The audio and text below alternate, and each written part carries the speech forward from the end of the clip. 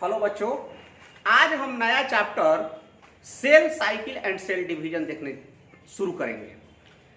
ये बहुत ही महत्वपूर्ण चैप्टर है क्योंकि इस पर रिप्रोडक्शन जेनेटिक्स सारे टिके हुए हैं जो आपके 12th क्लास के एग्जाम में आता है और इससे भी क्वेश्चन आती है आपके 12th क्लास के एग्जाम में। तो आप लोग इस चैप्टर को आशा करते हैं कि सही ढंग से देखिएगा। देखिए, आपके इस चैप्टर का हमने पीडीएफ बनाकर मोबाइल पर डाल दिया था जिसे आप लोगों ने अपने कॉपी में भली भांति लिख ली है। ओके, जो गलती होगी हम यहां से बोलकर सुधार करवा देंगे और आप व्हाट्सएप पर भेज दीजिएगा कि सर ये है कि गलत है या सही है, मैं उसको क्लियर कर दूंगा जैसे आप लोग भेजते हैं। हाँ, ये रही बात कि बायोमॉलिक्यूल खत्म होने के बाद एक सप्ताह बाद आपको ये वीडियो लेक्चर जाएगा। हमने बीच में रोके हुए थे कि जो लोग पूरा नहीं किए थे वीडियो को वो पुनः दोबारा देख लेंगे, इसलिए रोका था। चलिए तो अब हम शुरू करते हैं और देखते हैं। और ध्यान दीजिए कि हम लोगों ने जो सेल पार्ट पढ़ा था, कोशिका चैप्टर पढ़ा था, तो उस कोशिका चैप्टर में हमने हैप्लॉइड सेल और डिप्लॉइड सेल के बारे में पढ़ा था। इसलिए आप लोग थोड़ा अपने कॉपी में जो सेल में पढ़े हैप्लॉइड सेल और डिप्लॉइड सेल उसको देख लीजिए, तब इस लेक्चर को देखना शुरू कीजिए। ओके, समझ गए। और आप जानते हैं कि हैप्लॉइड सेल में गुणसूत्र की संख्या n होती है और जोड़ा गुणसूत्र होता है, और डिप्लॉइड में गुणसूत्र की संख्या 2n होती है। ठीक, जोड़ा गुणसूत्र होता है। तो थोड़ा सा आप अपने कॉपी में हैप्लॉइड और डिप्लॉइड सेल देख लीजिए, फिर उसके बाद आप इस लेक्चर को देखिए। समझ गए बात? हम लोग आपसे हम आशा करते हैं। तो चलिए, इस चैप्टर का नाम है cell cycle and cell division, कोशिका चक्र और कोशिका विभाजन। इसको पढ़ने से पहले कुछ बातें जानते हैं। ठीक, जैसे कुछ शब्द है parent cell, progeny cell. Parent cell को हिंदी में हम कहते हैं जनक कोशिका या मदर कोशिका, मातृ कोशिका, और प्रोजेनी सेल या इसी को कहते हैं डाउटर सेल, संतति कोशिका के नाम से जानते हैं। देखिए, जो सेल किसी भी ऑर्गेनिज्म का, किसी भी जीव का, वो बैक्टीरिया हो या अमीबा, जैसे ये अमीबा ही है, ठीक, ये बैक्टीरिया ही है, ये प्लांट कोशिका ही है, ये एनिमल कोशिका ही है। जो सेल विभाजन में जाए, विभाजन में जाए, मतलब ये एक सेल अमीबा है, अमीबा सेल है, और यह क्या किया, विभाजित करके दो अमीबा बना लिया, तो यह सेल क्या कहलाएगा? पैरेंट सेल कहलाएगा। क्या कहलाएगा? पैरेंट सेल, जनक कोशिका या मातृ कोशिका। और ये जैसे बैक्टीरिया है, ये बैक्टीरिया ने क्या किया, विभाजित होकर के दो बैक्टीरिया बनाया, तो यह को सेल क्या कहलाएगा? पैरेंट सेल कहलाएगा। क्या कहलाएगा? पैरेंट सेल कहलाएगा। ये प्लांट का सेल है, ये विभाजित करके दो प्लांट का सेल बना दिया, तो यह क्या कहलाएगा? पैरेंट सेल कहलाएगा। ओके, जनक कोशिका या मातृ कोशिका के नाम से इसको जाना जाता है। तो पैरेंट सेल वो सेल होती है या मदर सेल इसको कहते हैं कि जो विभाजन करके एक कोशिका से क्या हो जाए, विभाजित होकर दो कोशिका में बदल जाए, वो सेल कहलाएगा पैरेंट सेल। और जो नया विभाजन के बाद कोशिका बनेगा, देखिए विभाजन के बाद नई कोशिका बनती है, एक कोशिका ये विभाजित होगा, दो भागों में बट जाएगा, और जब दो भागों में बटेगा तो ये क्या होगा, आपकी नई कोशिका बनेगी। उस कोशिका को प्रोजेनी सेल या डाउटर सेल के नाम से जानते हैं। जैसे देखिए, समझिए एक बात को, हम अपने गांव देहात में सुने होंगे कि ये घर है, ये घर है, ये घर है, इसमें 10 परिवार लोग रहते हैं। ठीक, हुआ क्या कि 10 परिवार ने कहा कि नहीं भैया, बड़ा परिवार हो गया, हम छोटा करना चाहते हैं, तो क्या करेंगे? ये तो पुराना घर था, इन लोगों ने बीच में क्या कर दिया, दीवार लगा दिया। अब ये अपना रहने का स्टाइल रखेंगे, ये अपना रहने का स्टाइल को रखेंगे, तो बताइए तो ये दोनों अब नए घर बन गए कि नहीं बन गए? पहले जो घर में था सबके पास सब कुछ नहीं था, लेकिन जब बंटवारा हो गया तो इन लोगों ने क्या किया कि कूलर लगा लिया, एसी लगा लिया, इन लोगों ने नहीं लगाया। तो जिस प्रकार से मान लीजिए 4 भाई है, 2 भाई है, एक घर 2 भाई में बट गया, तो 2 घर बन जाएगा। अब वो क्या कहलाएगा कि नया घर कहलाएगा। उसी प्रकार जो सेल होती है, दुनिया के प्रत्येक कोशिका विभाजन करने के गुण रखती है, तो जो कोशिका विभाजन में जाएंगे वो पैरेंट सेल कहलाएंगे, और जो कोशिका पेरेंट सेल से पैदा होंगे उसे हम प्रोजेनी सेल या डॉटर सेल के नाम से जानते हैं। तो आप जो कॉपी पे लिखे हम पीडीएफ भेजे थे उसको आप देखिए, थोड़ा सा देखिए कुछ महत्वपूर्ण टर्म्स।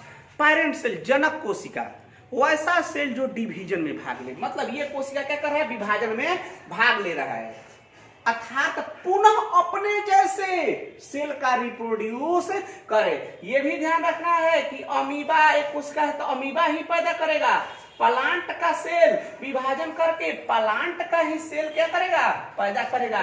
एनिमल का सेल विभाजन करके एनिमल का ही सेल पैदा करेगा, अपने जैसे को पैदा करेगा, रिप्रोड्यूस करेगा, पुनः उत्पन्न करेगा, तो उस सेल को क्या कहते हैं, पेरेंट सेल। ऐसा नहीं है कि अमीबा के कोशिका डिवीजन करेगा तो नया जो सेल बनेगा वो प्लांट का सेल बने, नहीं, ऐसा नहीं है। अमीबा अमीबा को पैदा करेगा, ओके। तो वो क्या कहलाएगा, पेरेंट सेल कहलाएगा या मदर सेल के नाम से जाना जाता है। आपकी मॉड्यूल में या कॉपी में जो लिखा मदर सेल नहीं लिखे हैं आप लिख लीजिए, ओके, समझ गए। चलिए, और वहीं पर आपका कहता है उत्पन्न करे उसे पेरेंट सेल कहते हैं, प्रोजेनी सेल संतति कोशिका। वैसा सेल जो पेरेंट सेल से डिवीजन के फलस्वरूप उत्पन्न हो उसे हम प्रोजेनी सेल ही कहते हैं।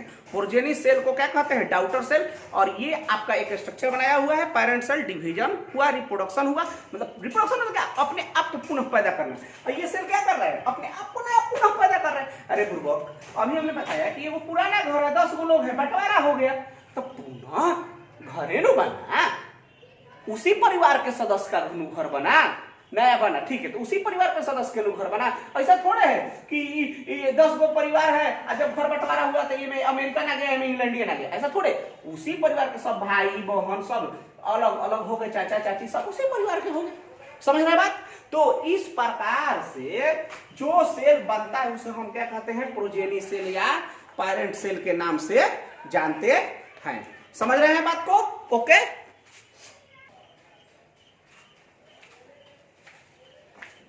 एक टर्म आता है सी वैल्यू, समझ रहे हैं।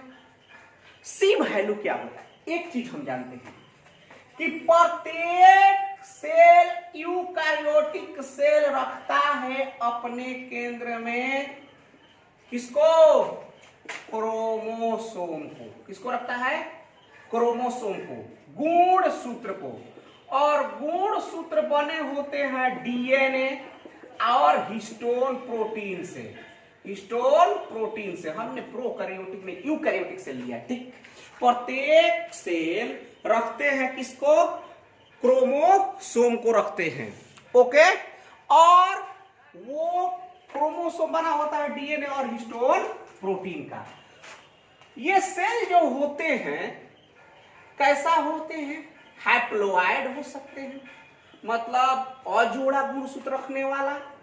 डिप्लोइड हो सकते हैं, जोड़ा गुणसूत्र रखने वाला।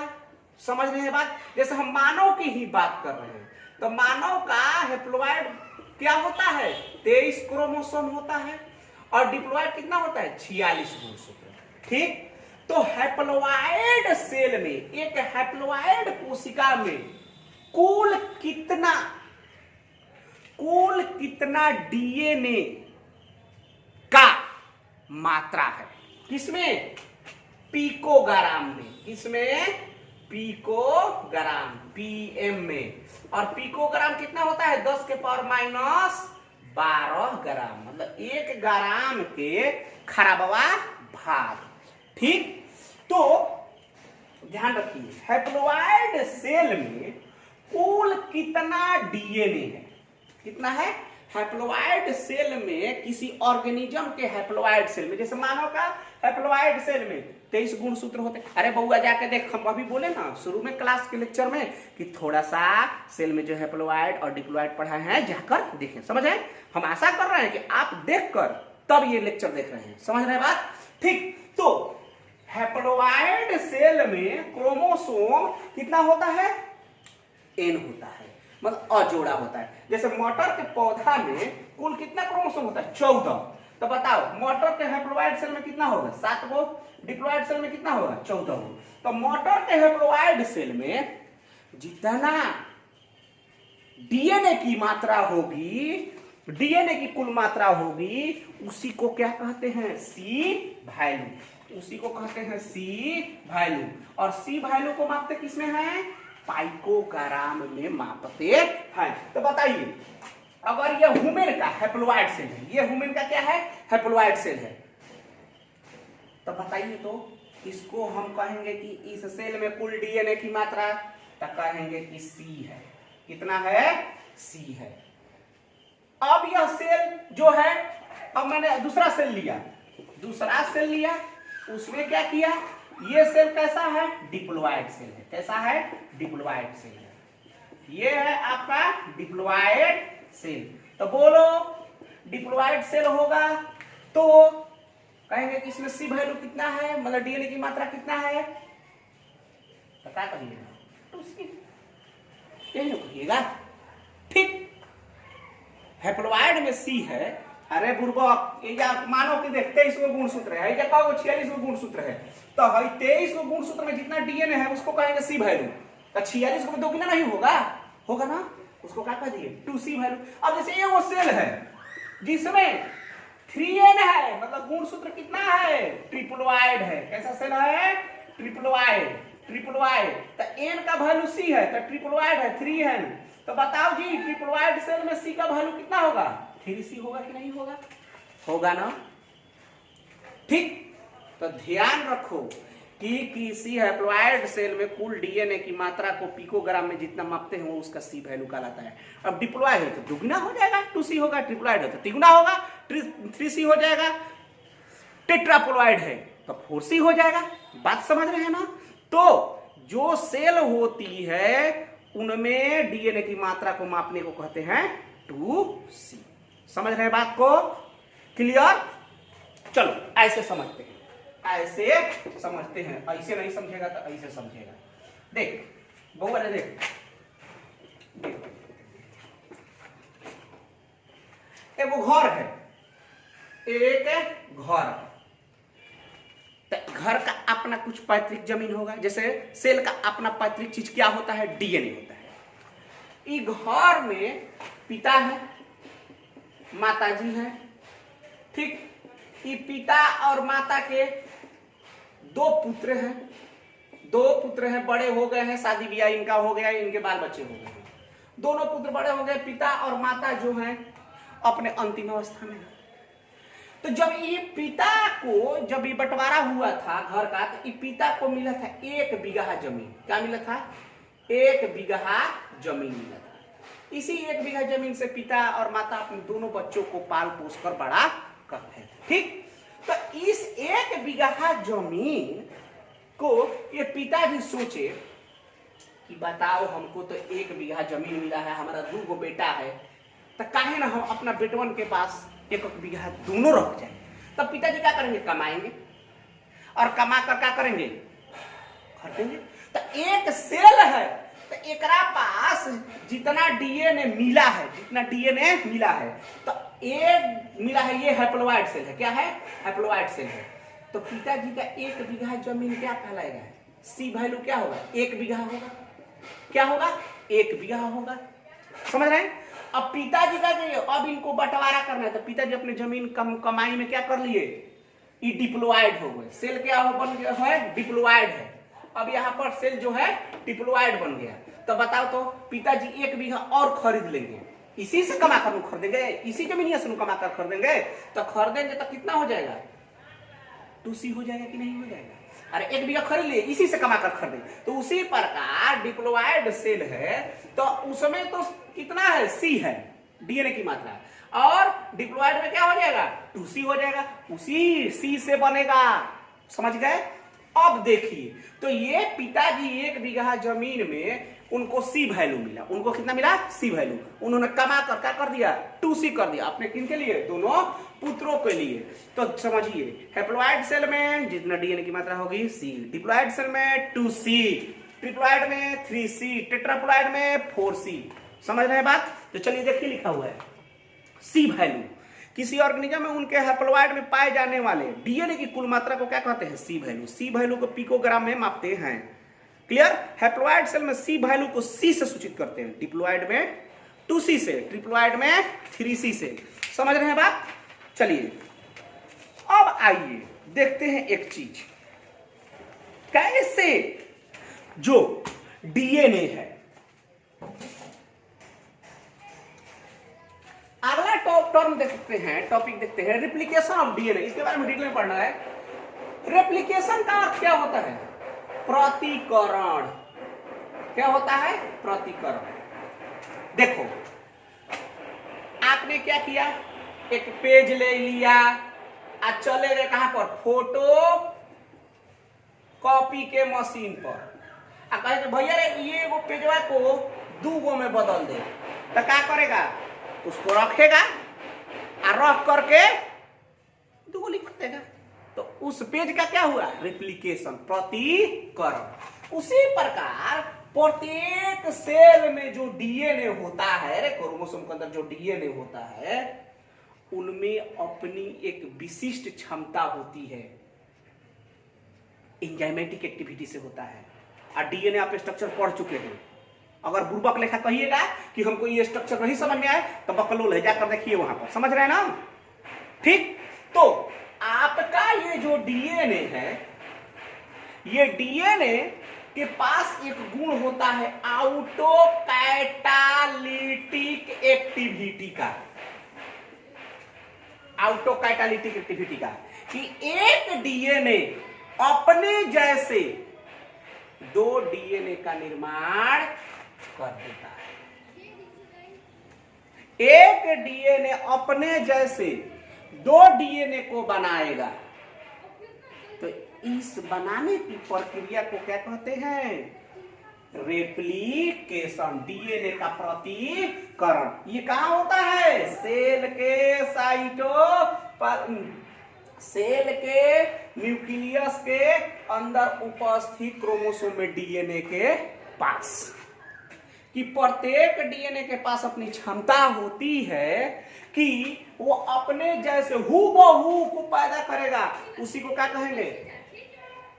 रेप्लिकेशन। जैसे ये एक डीएनए है, देखिए तो एकदम फोटोकॉपी पैदा किया है कि नहीं? दिख रहा है? देख रहे हैं ना? फोटोकॉपी पैदा किया है कि नहीं किया है? तो समझ रहे हैं ना बात मैं क्या कर रहा हूँ? टीए पर टिक जो लगा रहा हूँ, देखिए तो ये क्या है? एकदम हूबहू पैदा किया है कि नहीं किया है? Photocopy, xerox. देखिए तो ये डीएनए पैदा किया है कि नहीं? नहीं किया है? किया है ना? देखिए तो, देखिए ना, देखिए। ओके, तो इन्हीं को कहते हैं रेप्लिकेशन। समझ रहे हैं बात? तो यहां डिटेल में नहीं जाएंगे, आगे देखिए। रेप्लिकेशन ऑफ डीएनए, इसे डुप्लीकेशन के भी नाम से जानते हैं। वैसी प्रक्रिया जिसमें डीएनए अपने जैसे स्वयं का दोहरीकरण करे अर्थात स्वयं को बनाए, डीएनए का रेप्लिकेशन कर। देखिए इसमें और इसमें क्या अंतर है? कोई अंतर है? कोई अंतर नहीं है। ठीक, तो उसी को कहते हैं क्या कि डीएनए का रेप्लिकेशन। यहां दिखाया भी गया है। ओके, अब देखिए डीएनए का रेप्लिकेशन एक ऑटो कैटालिटिक, ये सेल के प्रोटोप्लाज्म में होती है, न्यूक्लियस के अंदर होता है। ये स्वयं प्रतिकृति यानी डीएनए के पास स्वयं क्षमता होती है अपने को बनाने की। ये किसी के दूसरे की फेरा में नहीं पड़ता है, मदद नहीं लेता है, क्योंकि प्रोटोप्लाज्म में सहायता से अपने आप को स्वयं निर्मित करता है। इसलिए डीएनए को लिविंग मॉलिक्यूल कहते हैं। पक्का? डिप्लॉयड सेल में डीएनए की मात्रा अर्थात C वैल्यू 2C होता है। अतः रेप्लिकेशन के बाद डीएनए की मात्रा क्या हो जाएगी? 4C। चल देख, अरे बुरबा देख, देख हाई सेल है, हाई क्या है? सेल है। ई कैसन सेल है रे बबुआ? डिप्लॉयड। कैसा है? डिप्लॉयड 2N सेल है ना? है ना? अब बताओ ई 2N सेल में C वैल्यू कितना होगा? 2C होगा कि नहीं? अरे डिप्लॉयड सेल में सेल C वैल्यू कितना होता है? 2C होता है। डिप्लॉयड में C होता है। 2N वैल्यू कितना होगा? 2C वैल्यू कितना हो गया? C वैल्यू कितना हो गया रे बबुआ? 2C हो गया। अब इसके जितना भी डीएनए है, जितना भी डीएनए सब अपने आप को क्या कर लिया? फोटोकॉपी बना लिया। ये डीएनए 2 डीएनए बदल गया। तो जितना भी डीएनए है सब क्या कर लिया, 2C DNA सब ने अपना फोटोकॉपी जीरोक्स कर लिया। तो बोलता ई रेप्लिकेशन अगर डीएनए कर लिया किसका, इस सेल का, डिप्लॉयड सेल का, तो सीधे मात्रा 4C हो जाएगा कि नहीं हो जाएगा? हो जाएगा कि नहीं हो जाएगा बता? हो जाएगा ना, हो जाएगा ना।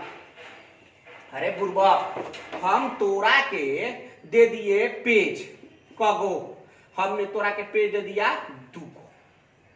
दूगो, आ तू दोनों पेज के फोटो कॉपी करा दिया, तब बोलना 2P पेज लेकर गया था, 2P पेज लेकर गया था, ठीक। ये दोनों कॉपी फोटो कॉपी करा दिया पेज को, तो बताओ तो बउआ 4P हो जाएगा कि नहीं? 4 गो हो जाएगा नहीं? 2 गो पहले से आ 2 गो नहीं का बना है ना, 4 गो हो गया ना। तो उसी प्रकार प्रत्येक डीएनए के पास क्षमता होती है कि डिप्लॉयड सेल है, रेप्लिकेशन करेगा तो कहे बन जाएगा क्या आपका 4C हो जाएगा, 2C से कितना हो जाएगा 4C हो जाएगा, ठीक। जैसे यह डिप्लॉयड सेल है, यह क्या है डिप्लॉयड सेल है, और डिप्लॉयड सेल में 2C है, और रेप्लिकेशन हो गया, डीएनए सब अपना बढ़ा लिया मात्रा को, सब हूबहू वही डीएनए रहेगा, अंतर कुछ भी नहीं रहेगा, एकदम कौन अंतर नहीं रहेगा। तो कितना हो गया 4C। अगर ट्रिप्लॉयड सेल है 3N है तो 3C वैल्यू होगा, और रेप्लिकेशन कर लिया, ये कोशिकवा जो है आपका बउआ क्या कर लिया रेप्लिकेशन, मतलब डीएनए अपनी मात्रा को बढ़ा दिया, तो 3C से कितना हो जाएगा 6C हो जाएगा नहीं होगा। टेट्रापोलॉइड है 4C है, और रेप्लिकेशन कर लिया डीएनए अपनी मात्रा बढ़ा दिया, बताओ तो कितना हो जाएगा 8C हो जाएगा नहीं। तो ध्यान रखना कि डिप्लॉयड सेल में रेप्लिकेशन के बाद सीधे मात्रा क्या हो जाएगी दुगुना। कोई भी सेल रेप्लिकेशन के बाद अपनी मात्रा को क्या कर लेगा दोगुना कर लेता है। तो इस बात को आप अपने मस्तिष्क में बैठा लीजिए।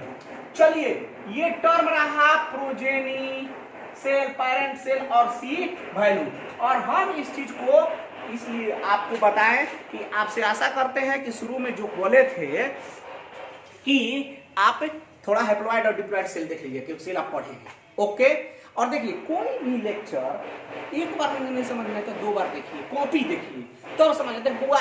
एक बात तो ध्यान रहे, आप तो इस बात को आप भली भांति समझ रहे होंगे कि जो हम क्लास में पढ़ते हैं, चाहे हम जैसे क्लास में आप लोगों को पढ़ाते हैं, एकदम डिफरेंट मिल रहा होगा किसमें ऑनलाइन में। क्योंकि पता ना मुझसे क्या हो जाता है कि मैं ऑनलाइन में अपनी 100% इफिशिएंट को नहीं दे पाता हूँ, मेरी एक कमजोरी हो या गलती हो जो भी हो, ऐसा मुझे लगता है कि 100% नहीं। लेकिन क्लास ऑफलाइन क्लास में आप लोग जो लोग हमसे पढ़े हैं, चाहे आप लोग पढ़े हैं, तो आप लोग जानते होंगे कि ऑफलाइन में हम क्या करते हैं, क्लास में बैठकर पढ़ते हैं तो कैसा फीलिंग होता होगा अंदर। तो ये बात आप लोग को स्वयं समझ में आता होगा कि पता ना कोई लेक्चर ऐसा जाता होगा तो लगता होगा सर क्या ऑनलाइन में पढ़ा रहे हैं, कुछ समझ में नहीं आ रहा है, ठीक। लेकिन आप लोग इससे तो वाकिफ है, तो क्या कीजिएगा, लॉकडाउन है, कंडीशन खराब है, तो कार्य करते हैं, जितना भी कार्य होता है आप लोग भी जितना कार्य करना है कीजिए, क्योंकि सरकार आपके एग्जाम लेने से नहीं मानेगी, एकदम नहीं मानेगी, एग्जाम लेकर ही रहेगी। बात समझ रहे हैं ना? तो थोड़ा सा धैर्य बनाइए और देखते रहिए। चलिए, तो ये रहा replication of DNA parent cell. तो जो सेल विभाजन करेगा उसे पेरेंट सेल, मदर सेल, जो विभाजन के बाद नया सेल बनेगा उसे हम कहेंगे प्रोजेनी सेल, और हैप्लॉइड सेल में जितना भी डीएनए की मात्रा होगी उसे हम सी वैल्यू, डिप्लॉइड में 2C वैल्यू, ट्रिप्लॉइड में 3C वैल्यू। और ध्यान रखिए कि डीएनए के पास गुण होता है, अपने जैसा डीएनए का फोटोकॉपी तैयार करता है कहां पर, सेल के अंदर। तो मान लीजिए डिप्लॉइड सेल में 2C है और वो फोटोकॉपी तैयार कर लिया तो 4C हो जाएगा। ट्रिप्लॉइड है, फोटोकॉपी तैयार कर लिया सेल में तो क्या हो जाएगा 6C हो जाएगा, हो जाएगा नहीं। और हूबहू वही डीएनए बनता है, उसी को डीएनए रेप्लिकेशन कहते हैं। ये रेप्लिकेशन जो है आपको समझाने के लिए है, आपको डिटेल में पढ़ेगा मिलेगा जेनेटिक्स में, ओके, समझ रहे हैं ना। अब हम लोग आते हैं अगले टॉपिक जिसका नाम है सेल साइकिल। आप पार्ट पढ़ेंगे एंड डिवीजन, कहिएगा सर सेल डिवीजन, ठीक। कोशिका चक्र, कोशिका चक्र और कोशिका विभाजन, कोशिका विभाजन। अब प्रश्न यह है कि सर इसमें 2 टर्म है, कितना टर्म है 2 टर्म, एक साइकिल है और विभाजन है, एक चक्र है और विभाजन है। देखिए बहुत सारे टीचर क्या करते हैं, बहुत सारे टीचर लगभग सभी लोग पता ना, हमको नहीं समझ में आता है कि पहले पढ़ाएंगे आपको इसमें टॉपिक सेल साइकिल, हमको नहीं समझ में आता है कि काहे सेल साइकिल पढ़ा देते हैं, क्योंकि सेल साइकिल हमको लगता है कि सेल साइकिल अगर पहले पढ़ाया जाएगा तो बच्चे समझ नहीं पाएंगे, और उसके बाद पढ़ाते हैं सेल डिवीजन। ठीक, फिर भी हमारा अपना विचार है, हमारा अपना थेसिस है, हम वो अदर टीचर के बारे में कुछ नहीं कहेंगे, क्योंकि हम लोग तो छोटा मोटा टीचर है भैया, हम लोग गांव गली के टीचर हैं, अब बड़े बड़े टीचर तो है नहीं।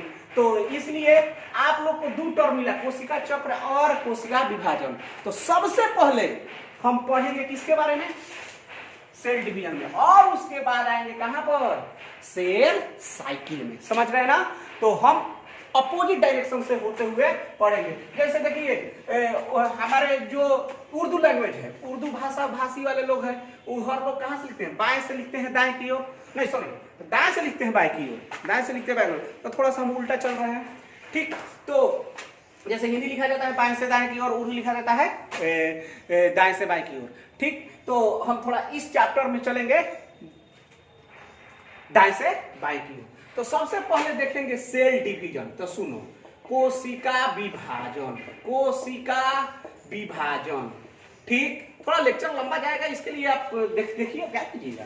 ठीक, कोशिका विभाजन, दुनिया में प्रत्येक जीव कौन से बना है, सेल से। खूब अच्छा से जानता है, वो बैक्टीरिया हो, चाहे मानव हो, चाहे प्लांट हो, चाहे एनिमल हो, अमीबा हो, एनी बॉडी, जो भी जीव है वो क्या बने हैं, सेल से बने हैं। अब वायरस के बारे में आपको बताए थे थोड़ा बहुत आप देखे थे कि वायरस कोशिका कुछ नहीं है, ये सब सेल वाला नहीं है, वो क्या है, नॉन लिविंग और लिविंग के बीच की कड़ी, वो बस सेल के अंदर घुस करके और अपने आप को बनाता है, सेल के अंदर घुस करके। अब जैसे कोरोना वायरस है, वो क्या करता है, हमारा श्वास द्वारा पहुंच जाता है गला में, फेफड़ा में, नाक में, और हमारे शरीर के सेल के अंदर घुस जाएगा, अब घुस करके अपना जैसा कोरोना वायरस बनाएगा।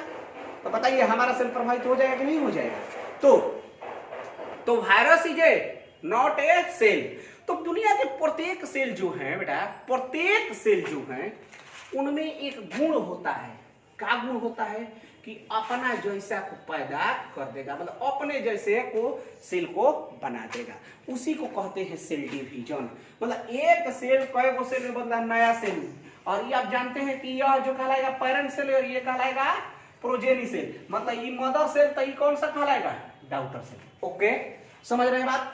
तो सेल डिवीजन, जितना भी सेल है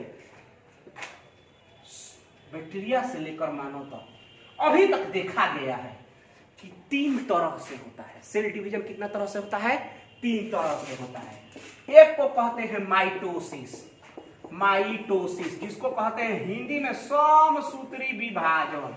क्या कहते हैं बउआ, समसूत्री विभाजन। एक को कहते हैं मियोसिस, मियोसिस जिसको कहते हैं अर्धसूत्री विभाजन, जिसको कहते हैं अर्धसूत्री विभाजन। और तीसरा होता है एमाइटोसिस, एमाइटोसिस जिसको कहते हैं असमसूत्री विभाजन, सूत्री विभाजन। तो सुन बउआ, ध्यान से सुनना बेटा, इस धरती पर हम लोगों को पता चला है इस जितने भी तरह के लाइफ हैं, जितने भी तरह के जीव हैं, उनमें हमें माइटोसिस मिलता है, समसूत्री विभाजन, या मियोसिस देखने को मिलेगा, या एमाइटोसिस देखने को मिलता है। समझ रहे हैं बात? ये 3 तरह से कोशिका का विभाजन देखा जाता है। कहां पर, लिविंग ऑर्गेनिज्म में, जिसको नाम देते हैं माइटोसिस, मियोसिस और एमाइटोसिस। जैसे आपका लिखा हुआ है कि सेल की बंटवारा को सेल डिवीजन कहते हैं। अरे भैया, कोशिका के बंटवारा को क्या कहेंगे, सेल डिवीजन कहेंगे। ठीक, और सेल डिवीजन 3 तरह होते हैं, माइटोसिस, मियोसिस और एमाइटोसिस। चलिए, तो आप लोगों को हम लोग इन तीनों के बारे में पढ़ना है। तो तीनों के बारे में पढ़ना है तो थोड़ा सा एक नया चीज जानते हैं, फिर इन तीनों के बारे में ही डिटेल में पढ़ना है। तो उससे के लिए पहले आप लोगों को हम एक सेल डिवीजन से ही संबंधित एक टर्म जानेंगे। देखिए, सेल डिवीजन जो होता है, कोशिका विभाजन जो होता है, कोशिका विभाजन, कोशिका विभाजन जो होता है 2 चरण में होता है। कोई भी सेल डिवीजन होगा वो देखा जाता है कि 2 चरण में होगा। माइटोसिस, मियोसिस में भी होता है। एक को कहते हैं हम कैरियोकाइनेसिस, कैरियोकाइनेसिस, और दूसरा को कहते हैं साइटोकाइनेसिस। देख बेटा, कैरियो का अर्थ होता है क्या? न्यूक्लियस, और काइनेसिस का मतलब होता है क्या? डिवीजन, मतलब केंद्रक का डिवीजन। साइटो का अर्थ यहां पर होता है साइटोप्लाज्म, और काइनेसिस का अर्थ होता है क्या? डिवीजन, मतलब कोशिका द्रव्य का विभाजन। का विभाजन अब हम तो जानते करता है कि राइटिंग कितना बढ़िया बढ़ता है, भगवान जानते हैं। ठीक, बचपन से दशा मेरा खराब है। तो सुनो, सेल डिवीजन जो है हमेशा दो चरण में होगा। सबसे प्रथम ये फर्स्ट होता है, ऐसा नहीं होगा कि पहले साइटोप्लाज्म हो जाएगा तब करेगा, नहीं। अगर सेल डिवीजन होने जाएगा तो सबसे पहले किसका बंटवारा होगा? केंद्रक का। किसका बंटवारा होगा? केंद्रक का। और उसके बाद बंटवारा किसका होगा? साइटोप्लाज्म। अरे बउआ, ई सेल है, ई का है तोर सेल है, ई का है बोल न्यूक्लियस। अरे कितना पढ़ेगा सेल डिवीजन, सेल में पढ़ा है न्यूक्लियस है, केंद्रक है ना। अब ये केंद्र, ये सेल चला विभाजित होने, सेल चला कहां पर? विभाजित होने, सेल डिवीजन में गया। ये सेल गया कहां पर? सेल डिवीजन में। तो पहले केंद्रक बटेगा, कौन बटेगा? पहले केंद्रक बटेगा, यानी न्यूक्लियस बटेगा। एक न्यूक्लियस दिख रहा है। अब इस सेल में, सेल डिवीजन में बउआ कौन प्रक्रिया होगा? कैरियोकाइनेसिस। कैरियोकाइनेसिस मतलब केंद्रक के विभाजन होगा। एक केंद्रक से कई गो केंद्रक दिखाई देने लगेगा? दूगो। कई गो केंद्रक? दूगो। कहिएगा सर ऐसी तरह दिखवाइएगा। अरे हम क्या कर रहे हैं, ऐसी तरह दिखवाएंगे। सब एक टॉप पॉइंट मिलेगा कि कैसे कैसे केंद्रक बंटता है। तो बताइए तो ये कौन सी प्रक्रिया हो गई? कैरियोकाइनेसिस हो गई। कि एक सेल है, अभी बेसिक थोड़ा सा इसको समझिए, कि ये सेल ने क्या किया कि विभाजन किया। क्या किया? अपने न्यूक्लियस को दो भागों में बांट लिया। इसको क्या कहेंगे? कैरियोकाइनेसिस। क्लियर? कैरियोकाइनेसिस। अब देख बुआ, अब तो बट गया, साइटोप्लाज्म है, अब बीचों बीचों साइटोप्लाज्म भी बट गया। इसको क्या कहते हैं? साइटोकाइनेसिस। तो बोल रहे बीचे बीचे बैठ गया तो कौन सेल बन जाएगा रे बउआ? दूगो सेल बन जाएगा कि नहीं बन जाएगा? दूगो सेल बन जाएगा कि नहीं बन जाएगा? बात समझ रहे हो? दूगो सेल बन जाएगा ना। तो दैट इज क्या हो गया? सेल का पूरा डिवीजन हो गया। तो कभी भी सेल का बंटवारा होगा तो सबसे पहले केंद्रक बढ़ता है और फिर उसके बाद क्या बटेगा? साइटोप्लाज्म बटेगा। तो यह दो प्रक्रिया में होती है, एक कैरियोकाइनेसिस और दूसरा को कहते हैं साइटोकाइनेसिस। देखो अब जो लिखा है मैं पढ़ रहा हूं। प्रत्येक सेल डिवीजन दो चरणों से होकर गुजरता है, कैरियोकाइनेसिस, दूसरा साइटोकाइनेसिस। कैरियोकाइनेसिस केंद्रक, कैरियो मतलब न्यूक्लियस। इस प्रक्रिया में न्यूक्लियस का विभाजन होता है। विभाजन के बाद एक न्यूक्लियस कौन न्यूक्लियस में? दूगो में बट गया। देखिए यहाँ पर चित्र भी दिखाया गया है, और देखिए आपको क्रोमोसोम दिख रहा है ना, पेरेंट न्यूक्लियस है। कौन सा न्यूक्लियस है? अरे पेरेंट सेल का पेरेंट न्यूक्लियस होगा, नहीं होगा क्या? पेरेंट सेल का पेरेंट न्यूक्लियस नहीं होगा। ठीक, कैरियोकाइनेसिस दूगो बन गया है न्यूक्लियस। कहिएगा सर हई क्रोमोसोम जो दिखाए हैं 4 गो दिखाए हैं। कौ गो दिखाए हैं? 4 गो। अब बंटवारा भी किए हैं तो दोनों में 4-4 गो किए हैं। 4-4 गो होगा कि 2-2 गो होगा? तो आप फेर मत रहिए कि 4 गो होगा कि 2-2 गो होगा। वो हम जब देखेंगे माइटोसिस और मियोसिस तब पता चलेगा कि 4 गो होगा कि 2-2 गो। बस अतने जानिए कि एगो पेरेंट सेल है, उसका न्यूक्लियस 2 भाग में बटा हुआ है, यानी 2 गो न्यूक्लियस बना है। समझ रहे हैं ना? अतने जानिए, ये फिर मत रहिए सर वो चित्रवा में पेरेंट सेलवा में जो है वो तो 4 गो है, तब 2 भाग में बटेगा सेल, तो 2-2 गो होना चाहिए। आप इसके फेरा मत रहिए, अभी बस फेरा में रहिए कि कैरियोकाइनेसिस का मतलब होता है केंद्रक का विभाजन। क्या होता है कैरियोकाइनेसिस में? पेरेंट न्यूक्लियस 2 प्रोजेनी न्यूक्लियस में बदल जाता है, मतलब नया न्यूक्लियस बनता है। कैसा बनता है? नया न्यूक्लियस। साइटोकाइनेसिस कोशिका द्रव्य विभाजन, यह प्रक्रिया कैरियोकाइनेसिस के बाद होती है। इना कि पहले साइटोकिनेसिस हो जाएगा तब करें, नहीं, कह रहे उसके बाद होती है। ध्यान रखिए, टॉपिक में लाइनिंग कर लीजिएगा।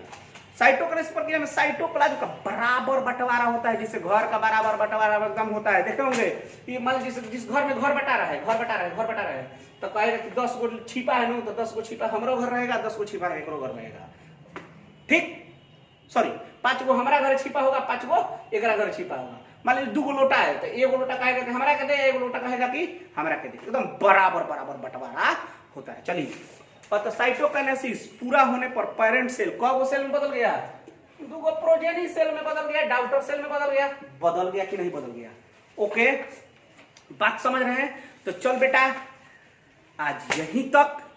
इस वीडियो को पूरा देखने के बाद जरूर कुछ लिखना, व्हाट्सएप पे हम बताएंगे। और अगला वीडियो एक दिन 20 तो कम से कम लगेगा, इसमें कोई दोरा नहीं है, ठीक। तो आप देखते रहिए, पढ़ते रहिए, लॉकडाउन में घर पर रहिए, मजा लीजिए, और क्या।